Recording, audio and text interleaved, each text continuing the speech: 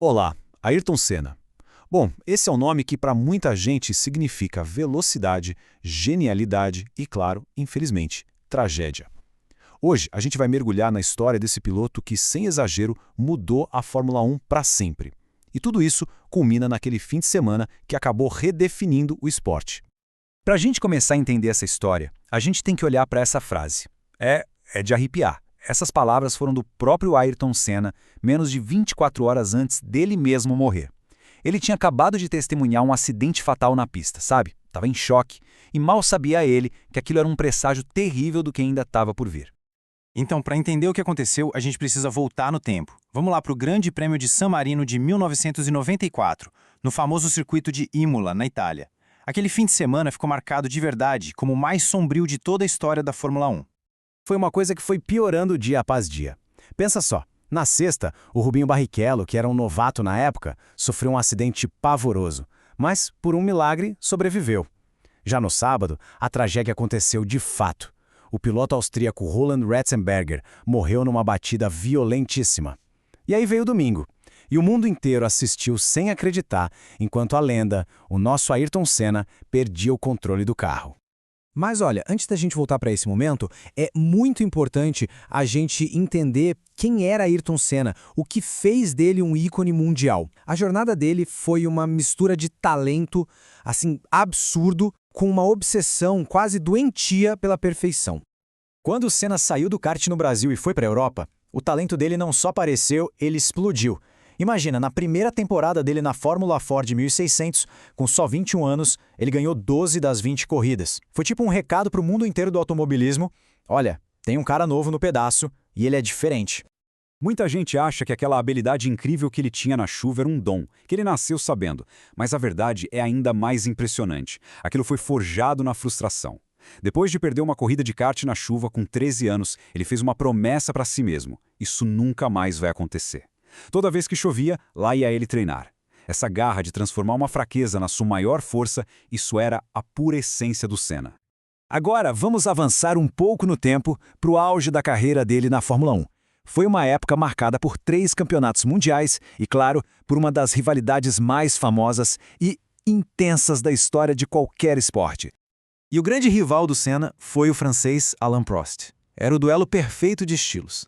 O Senna era emoção pura, instinto, arriscava tudo pela vitória. Já o Prost era o oposto, frio, calculista, conhecido como o professor. E quando os dois foram companheiros de equipe na McLaren, meu Deus, a tensão era gigante. Essa rivalidade toda explodiu em 2 momentos cruciais, os dois lá no Japão.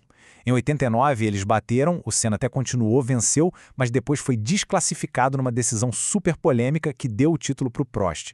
Um ano depois veio a vingança. O Senna sabia que se o Prost não pontuasse, ele era campeão. Então logo na primeira curva, ele bateu de propósito no Prost. Fim de papo e segundo título mundial para ele. Mas a garra dele foi testada de um jeito épico em 1991, quando ele finalmente conseguiu ganhar em casa, no Brasil. O câmbio do carro quebrou e ele teve que correr as últimas voltas só com a 6ª marcha.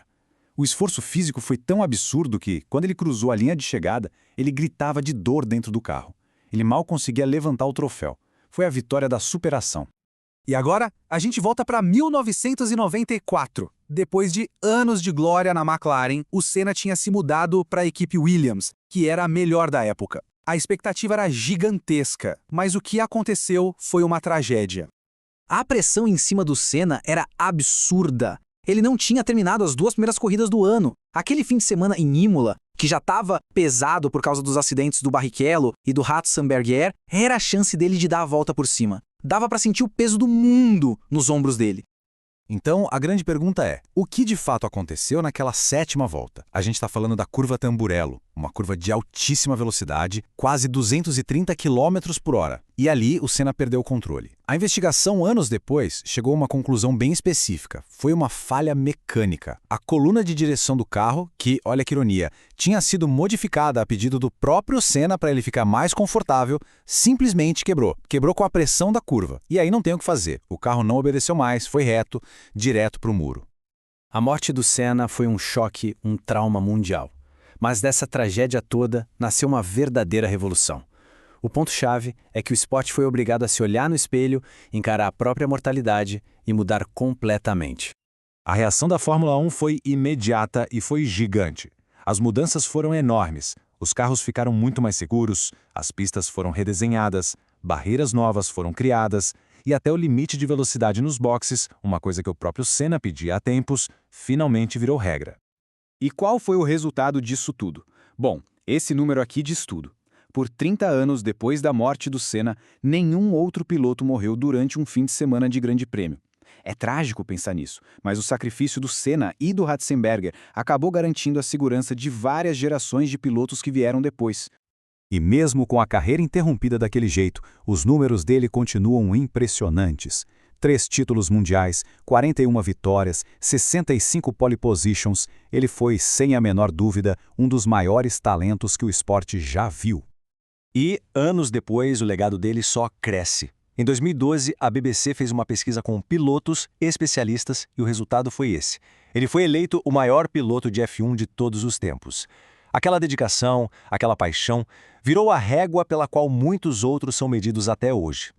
Isso tudo nos deixa com uma reflexão, né? A história do Ayrton Senna é um paradoxo enorme de glória e tragédia. Ele era a cara da busca pelo limite, e foi essa mesma busca que levou à morte dele. E foi essa morte que, por sua vez, criou um esporte muito mais seguro. O legado dele não está só nos troféus, mas na vida de cada piloto que entra na pista hoje em dia.